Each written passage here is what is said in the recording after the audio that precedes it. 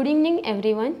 Myself Dr. Jinkal Pratik Trivedi. I am working as a senior cardiac physiotherapist in UN Mehta Institute of Cardiology and Research Center since last 14 years. Today my topic for continuous physiotherapy education is baby care after pediatric cardiac surgery. My topic is divided in two parts: baby care at hospital and second one, baby care at home. Baby care at hospital contents are goal of physiotherapy treatment, assessment of patient, role of physiotherapist in ICU, treatment for intubated patient, treatment for non-intubated patient, weaning criteria from ventilator and role of physiotherapy in ward. The other part is baby care at home.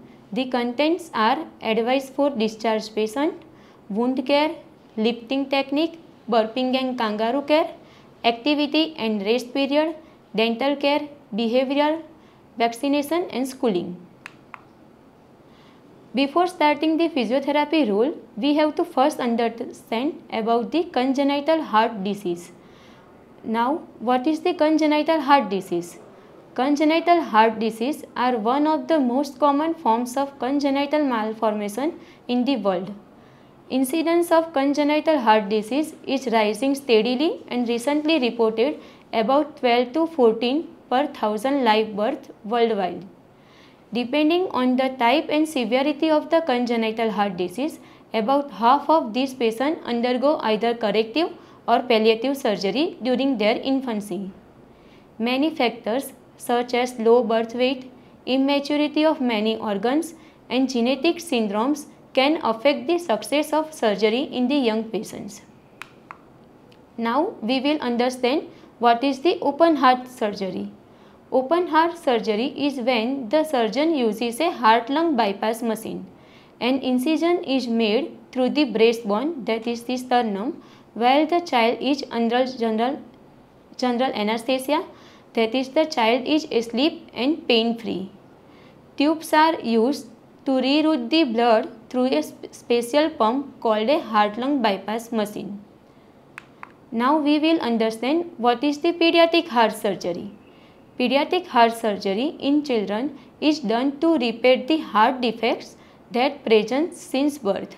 The surgery is needed for the child's well-being. There are many kinds of heart defects. Some are minor and some are more serious. Defects can occur inside the heart like the atrial septal defect, ventricular septal defect, or in the large blood vessel outside the heart like the transposition of great arteries. Some heart defects may need surgery right after the baby is born.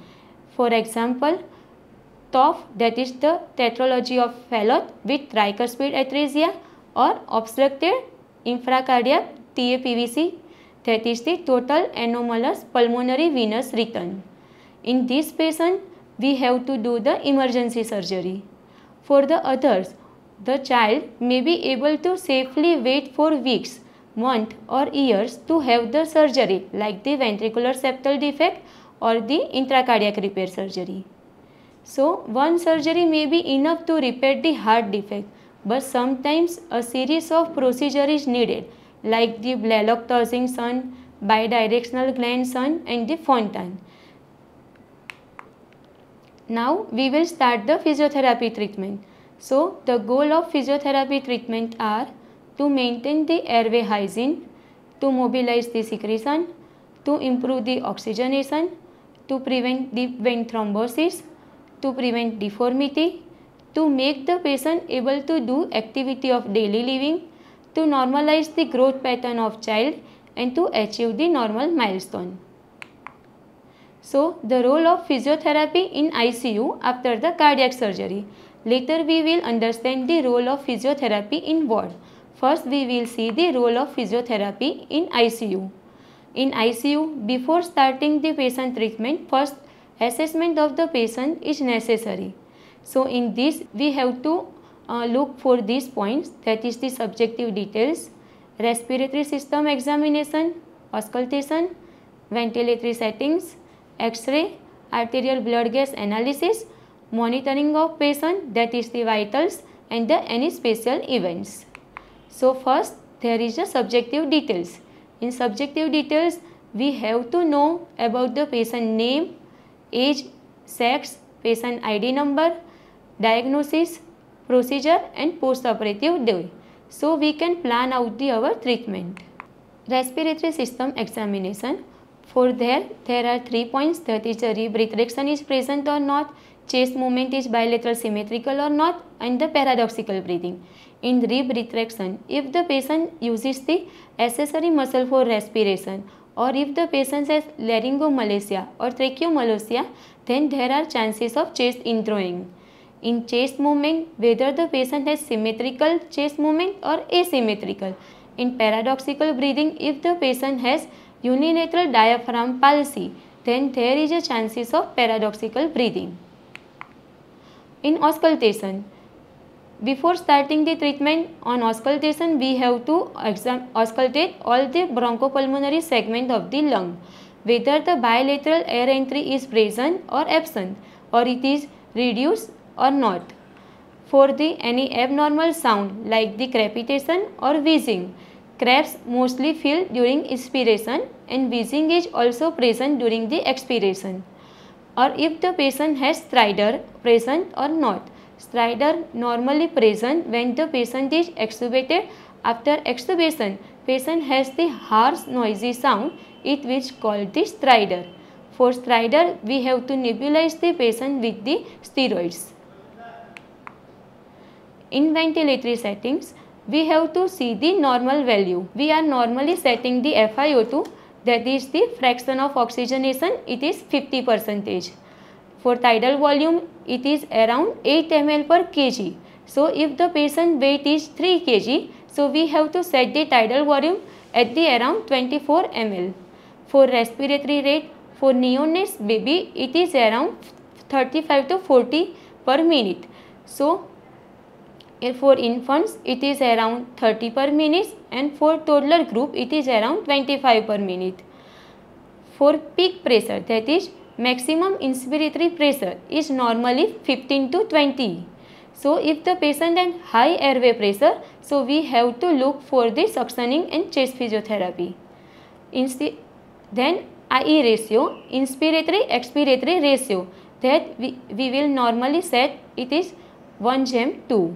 That is the 1 part of inspiration and 2 part for the expiration. Then PEEP. PEEP is the positive and expiratory pressure. It will prevent the alveoli to collapse, so it will prevent the atelectasis. If the patient has low PO2, we have to increase the PEEP.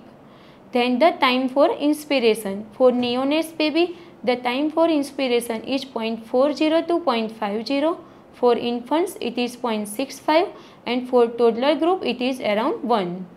So this is the normal value. And we have to understand what is the minute volume. Minute volume is the tidal volume in the respiratory rate. Now we will see the X-ray examination. This is the X-ray of the patient who is operated. In this patient, from top of the bottom, we will see the different lines and tubes. This is the endotracheal tube, which is at the point of T2 vertebra or at the carina level. If the endotracheal tube is more inside, then the left lung will not be ventilated properly, so there is a chances of left lung collapse. Then the central venous pressure line, that is at the superior vena cava and right atrial junction. Then the sternal wire we can see in the X-ray. Then the position of the intercostal drainage tube. This is the X-ray of the patient who has inserted the mediastinal drain. If some patient has pleura open, then it will be in the right pleura or in the left pleura. Then the position of Ryle's tube. It is at the left hypochondrium. Then the heart size and position. Heart size means if the patient has the cardiomegaly, we can see in the X-ray very clearly. Then the position of the heart. Normally the heart is situated in the left side, so it is called the levocardia. If it is situated in the right side, it is called dextrocardia, or if it is in the midline, it is called the mesocardia. Now we will see whether the patient has any pleural effusion or pneumothorax. If the patient has pleural effusion, the costophrenic angle is blunt. If the patient has pneumothorax, there is a sharp razor-like line and the absence of bronchovascular markings. For the lung collapse, the patient has severe mucus plug or secretion, there are chances of lung collapse. So in the lung collapse, the trachea is shifted to the same side. Now the arterial blood gas analysis. For arterial blood gas analysis, first we will see the normal value. The normal value for pH is 7.35 to 7.45. Then PCO2, that is partial pressure of CO2, it is 35 to 45 mmHg. Then PO2, that is partial pressure of oxygenation, is 80 to 100 mmHg on room air. Then saturation, it is the 99 to 100%. Bicarbonate value, that is SCO3 minus, is 22 to 26 millimole per liter. Then base axis, it is minus 2, 3, plus 2. And anionic cap, that is the sodium plus potassium minus chloride minus bicarb. The normal value for this is 12 plus or minus 2. If the patient has respiratory acidosis, that is the low level of pH level or increase in the PCO2 level, then the intensivist will set the increase the respiratory rate in ventilator or either increase the expiratory time from IE ratio or either increase the tidal volume, that is the 10 ml per kg. By this, the intensivist will increase the minute volume in ventilator. If the patient has respiratory alkalosis, that is the increase in pH level and decrease in PCO2 level, so intensivist will decrease the respiratory rate in ventilator or either decrease the tidal volume. By this, the doctor will decrease the minute volume in ventilator. If the patient has hypoxia, so there will be need of increase the fraction of oxygenation or increase the PEEP level. From physiotherapy point of view, if the patient has respiratory acidosis, we have to first auscultate the patient, then give the nebulizer according to the patient condition, followed by chest percussion and suctioning. For monitoring of patient, there is a 4 graph in the monitor. First one is for the heart rate, second one is for the saturation, third one is arterial blood pressure and fourth one is the central venous pressure. So for the baby, for neonate baby, according to age wise, the heart rate is 120 to 160, the respiratory rate is 30 to 50 and systolic blood pressure is 50 to 70. For infants baby, that is the 1 to 12 month, the heart rate is 80 to 140, the respiratory rate is the 20 to 30 and systolic blood pressure is 70 to 100. As the patient age increase, the heart rate will decrease and the respiratory rate is also decrease and the systolic blood pressure will gradually increase. Specific events, for this there are 4 to 5 points like the echo, unstable hemodynamics, ICD insertion, infection or re-exploration. For echo, we have to check whether the patient has any ventricular dysfunction or any residual defect is present or not. Unstable hemodynamics, whether the patient has any complete heart block or any arrhythmia is present or not. For ICD insertion, whether the patient had need of any intercostal drainage insertion like in the case of pleural effusion or pneumothorax. For infection point of view, we have to look for the any bundle associated infection. If the patient has central line associated bloodstream infection or urinary tract infection or ventilator associated pneumonia. If the patient has redo surgery is going on or not, that we have to also check. Now we will start the physiotherapy treatment. Our physiotherapy treatment is divided in 2 parts, that is for the intubated patient and non-intubated patient. For intubated patient, it is again divided in 2 parts, that is for the conventional ventilator mode and advanced ventilator mode. Intubated patient, for intubated patient, first of all we have to position the patient according to postural drainage. So if the patient has lower lobe collapse or posterior lung collapse, so we have to give the patient prone position. That is the different position like this. If the patient has posterior lung collapse or basal lung collapse, we have to give the prone position. If the patient has right lung collapse, then we have to give the right lateral position. If the patient has left lung collapse, then the left lateral position. And if the patient has with intubation posterior lung collapse, to prevent the atelectasis, we are giving the prone position with the ET tube. So during this we have to check all the lines and tubes properly. Now we have to nebulize the patient. We have to nebulize the patient according to auscultation findings. If the patient has severe CRAPS, then we have to nebulize with mucolytic drug like Mucomix or Ambroxol. If the patient has bronchospasm, then we have to nebulize the patient with the bronchodilator drugs, that is the Livolin or Diolin, followed by chest percussion and vibration. Then it will be easy for remove the secretion, so we have to do the suctioning. For suctioning, we need 2 people for the endotracheal tube suctioning. This is the open suction technique for the intubated patient. One person will do the suction and other will assist the physiotherapist. During this suction, we have to wear the gloves, we have to set the ambu bag properly, and we have to need the normal saline preparation. So there should not be any unsterile procedure during this. Then we have to give the passive limb physiotherapy for the patient who is chronic reintubated and who has any central nervous system problem. All the sterile precautions should be taken to prevent the ventilator associated pneumonia. Now, if the patient is not ventilated on the conventional mode of ventilation, then there is a need of advanced ventilatory mode, that is the high frequency oscillation. For this, we have to take the extra care regarding the management of this patient. For this, we have to take the closed suction technique.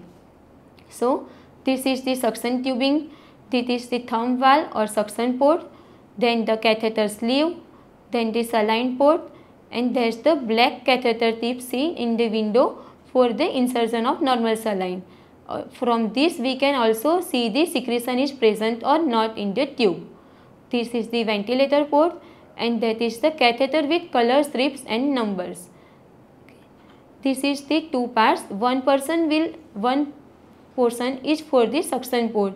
So by pressing this button, we can do the suction, and this is the second for the normal saline installation. So closed suction technique is more useful for prevention of ventilator associated pneumonia.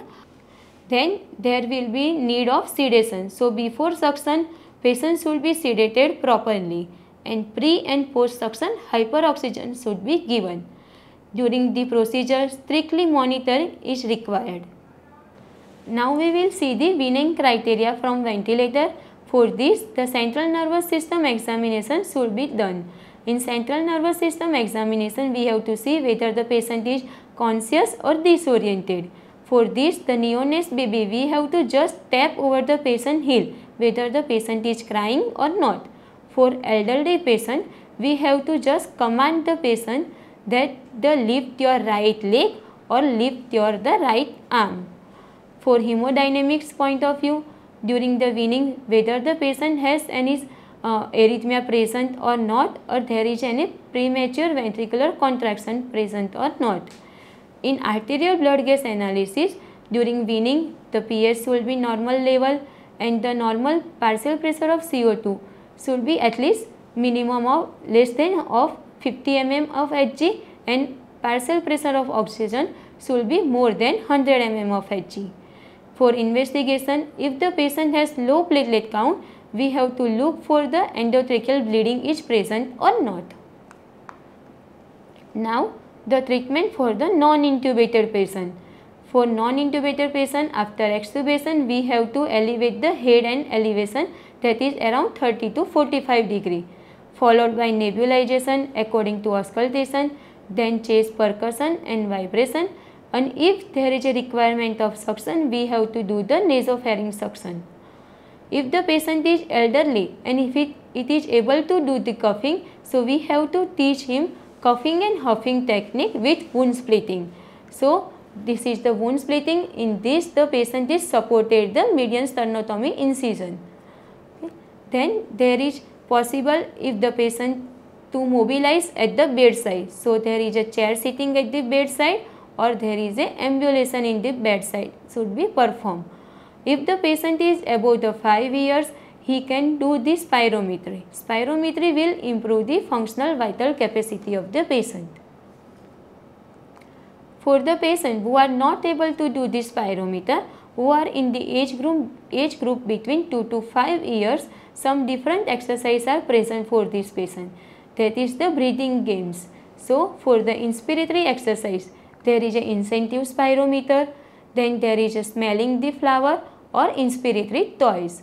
For expiratory exercise, that is the blowing the bubbles, then the blowing the tissue, then bubbling the water or blow the painting, then the cotton wool balls through or the bubble bath.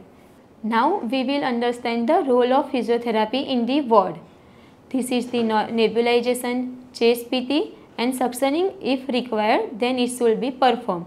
And actively coughing and huffing with wound splitting will be taught to patient.